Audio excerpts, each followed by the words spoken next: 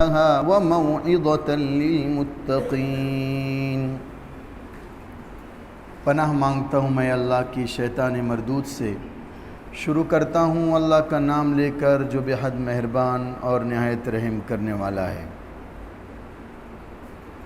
البتہ تحقیق کہ تم جانتے ہو جن لوگوں نے زیادتیاں کی تمہیں میں سے سنیچر کے دن، تو ہم نے ان سے کہا کہ ہو جاؤ بندر ذلیل ہو کر، پس ہم نے ان کو بنایا عبرت ان لوگوں کے لیے جو اس وقت ان کے سامنے موجود تھے اور ان لوگوں کے لیے جو پیچھے آنے والے لوگوں میں سے تھے، اور ڈرنے والوں کے لیے نصیحت۔ معزز حاضرین مجلس اور پردہ نشین خواتین اسلام، گزشتہ آیات میں اس عہد و پیمان کا ذکر ہوا تھا جو اللہ رب العزت نے بنی اسرائیلیوں سے لیا تھا کہ دیکھو تورات پر عمل کرنا تم لوگوں کے لیے بہت ضروری ہے۔ جب انہوں نے انکار کر دیا تھا کہ یہ ہمارے لیے بڑی مشکل کتاب ہے، ہم اس پر کیسے عمل کر سکتے ہیں، کوئی آسان سا حکم ہونا چاہیے ہمارے لیے، یہ کہ یہ ہمیں کیا معلوم کہ یہ اللہ رب العزت کی کتاب ہے، جب تک اللہ رب العزت ہم سے روبرو یہ نہیں کہہ دیتا کہ یہ میرے احکامات اس پر عمل کرو تو ہم عمل کرنے والے نہیں۔ اس طریقے سے بیجا ضد کر رہے تھے تو اللہ رب العزت ان پر کوہ طور کو اٹھا دیا تھا۔ وہ دیکھ رہے تھے ان کے اوپر کوہ طور اٹھا ہوا ہے۔ پھر جب وہ گھبرا گئے کہ اللہ کا عذاب اس پہاڑ کی شکل میں ہم پر آنے والا ہے، یہ ہم پر گرنے والا ہے، تو پھر انہوں نے مان لیا۔ پھر اللہ رب العزت نے عہد و پیمان لیا کہ نہیں، اب تم اس کو مضبوطی سے پکڑے رہو گے اور اس پر عمل کرو گے۔ پھر اللہ رب العزت نے آگے ایک واقعہ ذکر کیا ہے بنی اسرائیل کا، جس میں انہوں نے زیادتی کی، نافرمانی کی، اور ان نافرمانوں کو سزا دی گئی۔ وَلَقَدْ عَلِمْتُمُ الَّذِينَ اعْتَدَوْا مِنْكُمْ، اے اسرائیلیوں تم ان لوگوں کو جانتے ہو جنہوں نے سنیچر کے دن زیادتی کی تھی۔ اس سے پہلے بھی بتلایا جا چکا ہے کہ یہ قرآن کریم کی آیات کا نزول اس وقت ہو رہا ہے کہ آپ صلی اللہ علیہ وسلم کے زمانے میں جس وقت کے یہودی بھی تھے اور وہ آپ کو نہیں مانتے تھے، آپ کی بتلائی ہوئی باتوں پر یقین نہیں رکھتے تھے، تو ان لوگوں کو بھی خطاب کیا جا رہا ہے کہ اے اسرائیلیوں تم جانتے ہو جنہوں نے سنیچر کے دن زیادتی کی تھی وہ کن لوگوں میں سے تھے؟ منکم، تمہاری آباء و اجداد میں سے تھے، تمہاری پرانی نسلوں کے اندر سے تھے۔ کس دن زیادتی کی تھی؟ سنیچر کے دن کے تعلق سے کہا گیا کہ انہوں نے زیادتی کی تھی سنیچر کے دن۔ اللہ رب العزت نے بنی اسرائیلیوں کے لیے تورات میں یہ حکم نازل فرمایا تھا کہ اس دن کوئی شخص تو کوئی کام کاج نہیں کرے گا، کوئی کاروبار نہیں کرے گا، نہ کھیتی باڑی کرے گا، نہ زراعت نہ تجارت کرے گا، نہ ہی کوئی اپنا ذاتی کاروبار کرے گا۔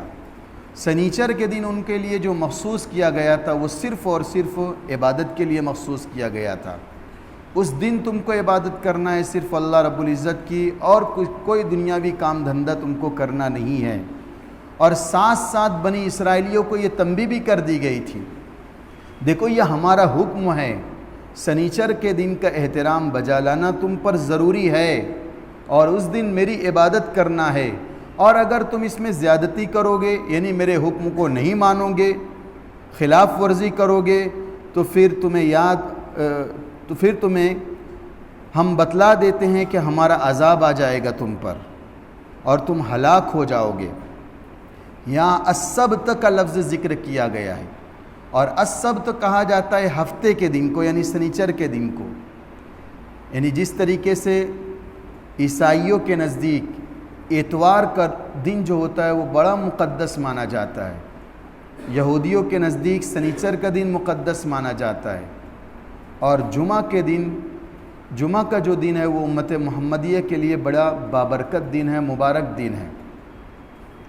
روایت میں آتا ہے کہ اللہ رب العزت نے لوگوں کو ایک طریقے سے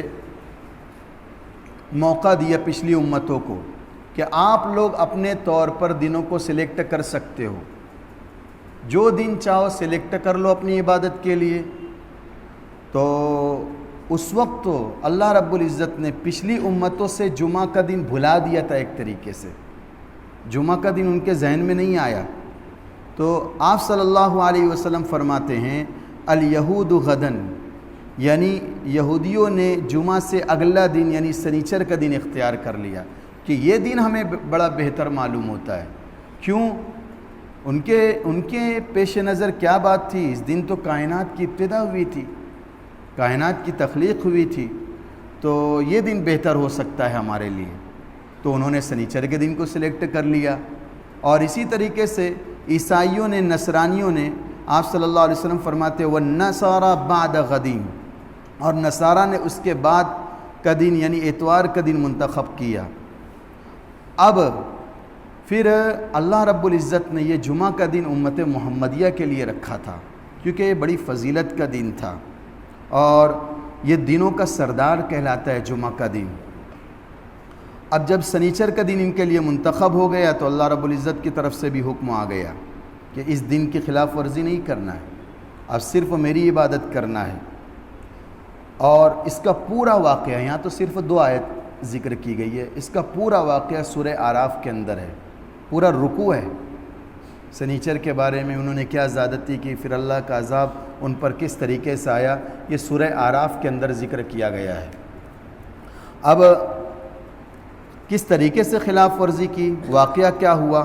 روایتوں میں آتا ہے کہ حضرت داؤد علیہ السلام کے زمانے میں یہودیوں کی ایک بہت بڑی تعداد ایلا یعنی فلسطین کے جنوب کا ایک مقام ہے، وہاں پر آباد تھی، اور یہ واقعہ وہیں پیش آیا کیونکہ جو وہاں لوگ آباد تھے وہ دریا کے کنارے آباد تھے، ساحلی علاقے پر آباد تھے، ساحلی لوگ تھے، ان کا پیشہ جو تھا مچھلی تھا، مچھلی کو پکڑتے تھے، ماہی گیری کرتے تھے وہاں پر، اور خود اپنے کے لیے بھی رکھتے تھے اور سپلائر تھے، وہ ایک جگہ سے دوسری جگہ وہ مچھلیوں کو بھیجا کرتے تھے۔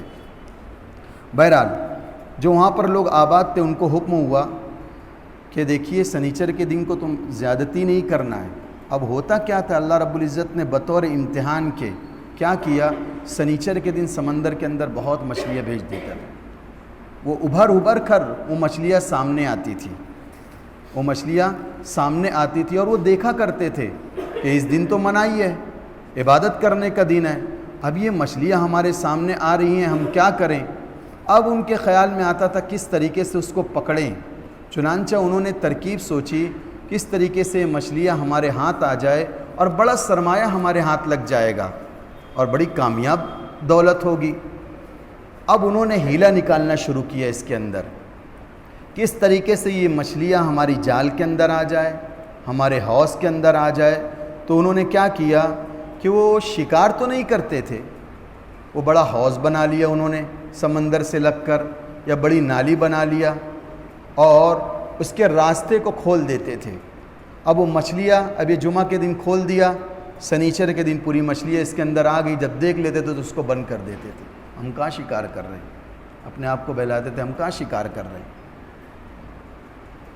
اسی طریقے سے نالی کو بند کر دیتے تھے، جال ہے جال بچھا دیتے تھے، جال کے اندر مچھلیاں آ کر رک جاتی تھی، پھر اس کو اتوار کے دن نکال لیتے تھے، کانٹا ڈال دیتے تھے مچھلیوں کا، اس میں مچھلیاں آ کر پھنس جاتی تھی۔ اس طریقے سے وہ ہیلا کرتے تھے مچھلیوں کو پکڑنے کا۔ وَاسْأَلْهُمْ عَنِ الْقَرْيَةِ الَّتِي كَانَتْ حَاضِرَةَ الْبَحْرِ، سورہ اعراف کے اندر یہ ذکر کیا گیا ہے۔ اِذْ يَعْدُونَ فِي السَّبْتِ إِذْ تَأْتِيهِمْ حِيتَانُهُمْ يَوْمَ سَبْتِهِمْ شُرَّعًا وَيَوْمَ لَا يَسْبِتُونَ لَا تَأْتِيهِمْ كَذَلِكَ نَبْلُوهُمْ بِمَا كَانُوا يَفْسُقُونَ، ہم ان کو آزمائے تھے کیونکہ وہ نافرمان قوم تھی۔ اب اس طریقے سے وہ ہیلا نکالنے لگے کہ کس طریقے سے مچھلیاں زیادہ آئے، اور اللہ رب العزت کا بھی امتحان یہ تھا کہ اس دن مچھلیاں ابھر کر ان کے سامنے آتی تھی، قرآن بھی یہ الفاظ ہے، ابھر کر سامنے آتی تھی، اور وہ اس طریقے سے پکڑتے تھے۔ جب ان کو کوئی سمجھاتا تھا ارے منع کیا گیا ہے، عبادت کا دن ہے، تو وہ کہتے تھے ہم کہاں مچھلیاں پکڑ رہے ہیں، اور اتوار کے دن نکالنے کے بعد بھی اپنے آپ کو دلاسا دیتے تھے تم مچھلی نہیں پکڑے ہو سنیچر کے دن، اتوار کے دن پکڑ رہے ہو، حالانکہ وہ کہتے تھے ہیلا کر رہے ہیں ہم لوگ۔ بہرحال ان کو منع کیا گیا تھا کہ سنیچر کے دن تم کو یہ کام نہیں کرنا ہے، کس طریقے سے منع کیا گیا تھا؟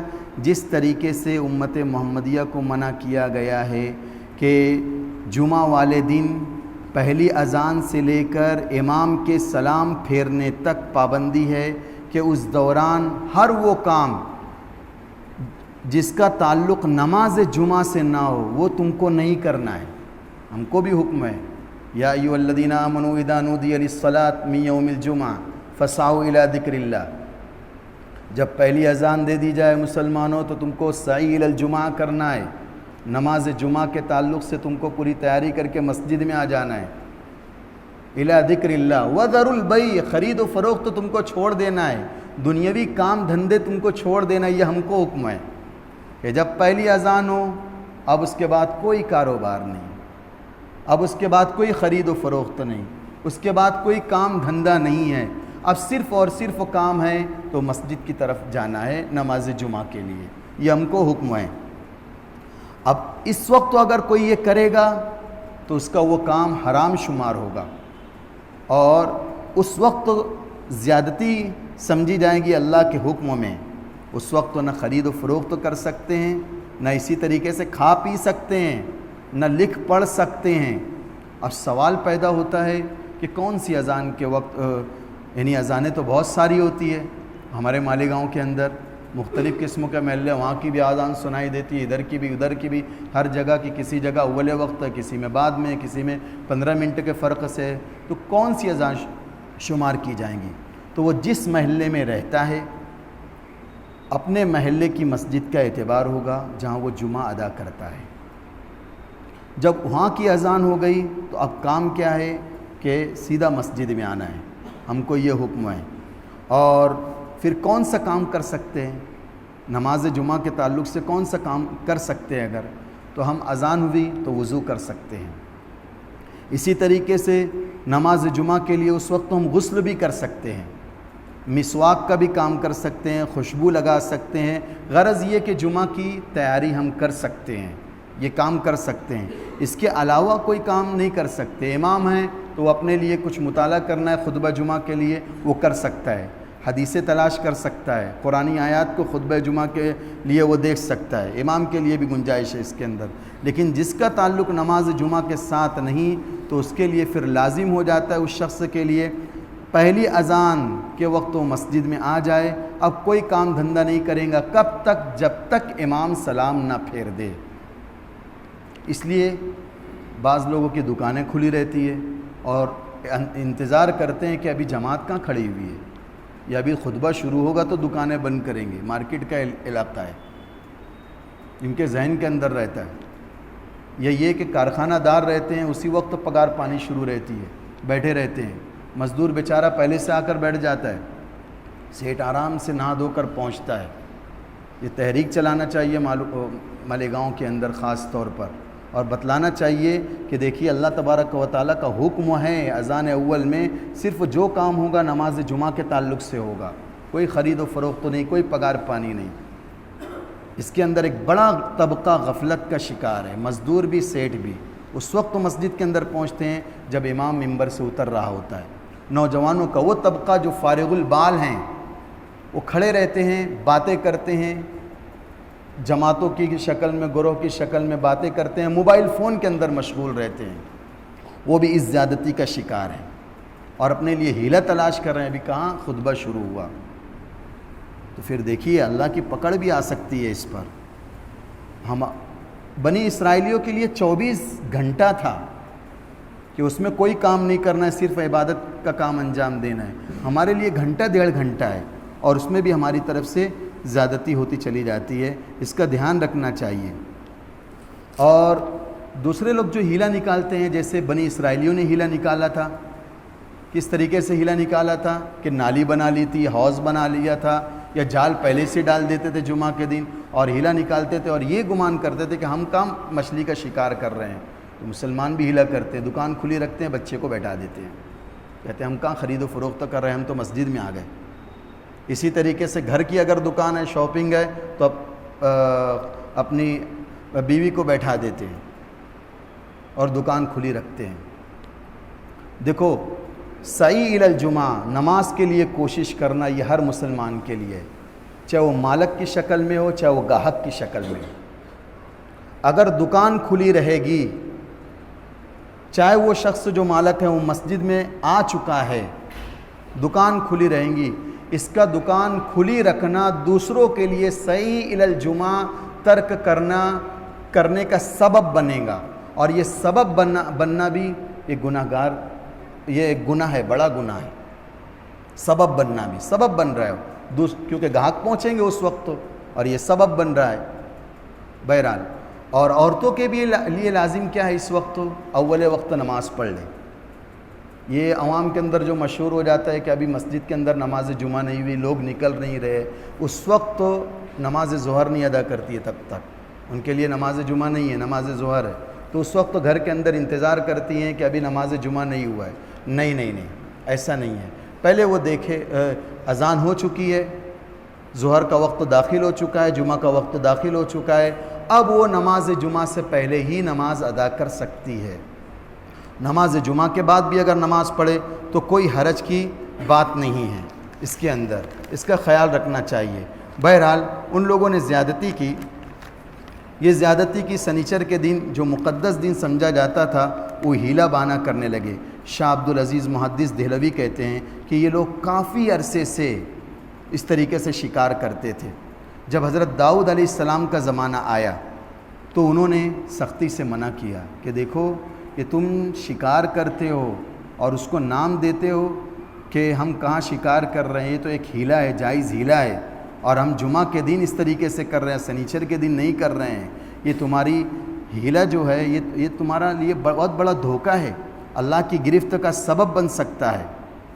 جس طریقے سے کفار مکہ بھی یہ کہتے تھے، یہ ہم جو بتوں کو پوجتے ہیں یہ ہمارے آبا و اجداد کرتے چلے آ رہے ہیں، اگر یہ غلط ہوتا تو اسی وقت تو روک دیا جاتا، منائی آ جاتی، حکم آ جاتا کہ یہ کام نہیں کرنا ہے۔ اس کا مطلب روکا نہیں گیا ہمارے آبا و اجداد کو، یا کوئی ایسی بڑی شکل ان کے لیے پیدا نہیں ہوئی تو یہ کام ہمارے لیے جائز ہے۔ الغرض حضرت داؤد علیہ السلام ان کو سمجھاتے رہیں، اور بار بار ان کو سمجھانے سے وہ لوگ نہیں مانے، تو صرف 12,000 لوگ ایسے تھے جنہوں نے حضرت داؤد علیہ السلام کی بات کو مانا کہ ہاں یہ زیادتی ہو رہی ہے، اور وہ مانا نہیں صرف انہوں نے، بلکہ دوسرے لوگ تھے ان کو سمجھایا بھی۔ اس وقت تو 3 گروپ ہو گئے تھے، 3 جماعتیں ہو گئی تھی۔ ایک یہ صالحین کی جماعت ہو گئی تھی، نیک لوگوں کی، کہ نہیں یہ برا کام ہے، وہ برا سمجھتے تھے بھی، اور جو یہ کام کرتے تھے شکار، ان کو سمجھاتے تھے کہ نہیں اللہ کی ناراضگی کا سبب بن سکتا ہے تمہارے لیے، تم شکار مت کرو، ان کو سمجھاتے تھے۔ دوسرا گروپ کون سا تھا؟ جو یہ شکار کرتے تھے جائز سمجھتا تھا، اور تیسرا گروپ وہ تھا جو یہ صالحین کو کہتا تھا، کیا کہتا تھا کہ تم ان کو منع کیوں کرتے ہو، ان کو منع مت کرو، اللہ کا عذاب یا تو ان کو آئے گا یا اللہ کی گرفت میں پکڑے جائیں گے، ان کو منع مت کیجیے۔ وہ خود بھی رکتے تھے اور دوسروں کو روکتے بھی نہیں تھے۔ ایسا ہوا، پھر کیا ہوا، صالحین ایک مدت تک ان کے درمیان رہے، یعنی نیک لوگ، وہ دیکھتے تھے کہ ہمارے اپنے اس برائی کے اندر مبتلا ہے، کڑتے تھے، بڑی کوفت ہوتی تھی، بار بار سمجھاتے تھے۔ اور ایک اہل علم کے لیے ایک بڑا کام ہے کہ جب وہ کوئی بات جانے، شریعت کا یہ حکم ہے، اللہ تبارک و تعالیٰ کا یہ حکم ہے، آپ صلی اللہ علیہ وسلم کا یہ فرمان ہے، مجھے لوگوں تک پہنچانا ہے، چاہے کوئی بات مانے یا نہ مانے، مجھے وہ بات پہنچانا ہے، اور اس کے اندر لگا رہنا چاہیے۔ ایک شخص بھی اگر راہ راست پر آ جاتا ہے تو بیڑا پار ہو جاتا ہے۔ ایک غزوے کے موقع پر آپ صلی اللہ علیہ وسلم نے حضرت علی کے ہاتھ میں جھنڈا دیا اور کہا جاؤ، دیکھو علی، اگر تمہارے لڑنے سے ایک شخص بھی راہ راست پر آ جاتا ہے، ایمان قبول کر لیتا ہے، تو تمہارے لیے دنیا اور دنیا سے کی بڑی نعمتوں میں سے سب سے بڑی یہ نعمت تمہارے لیے یہ ہوگی کہ ایک شخص اگر ایمان قبول کر لیتا ہے تو وہ جہاد ہوتا تھا، وہ لڑائی جھگڑا نہیں ہوتا تھا، وہ فتنہ فساد کو مٹانا ہوتا تھا، اور درندہ صفت لوگوں کا خاتمہ کرنا ہوتا تھا، اس کا نام جہاد ہوتا تھا۔ بہرحال جب منع کیا گیا، حضرت داؤد علیہ السلام نے منع کیا، ان لوگوں کے صالحین کے لیے ایک جماعت پیدا ہو گئی۔ صالحین کی جماعت دیکھ رہی ہے کہ ہمارے اپنے لوگ یہ زیادتی کر رہے ہیں، تو سوچنے لگے کہ اب ہمارے درمیان ان کے درمیان اب رہنا نہیں ہے، علیحدگی اختیار کر لینا ہے۔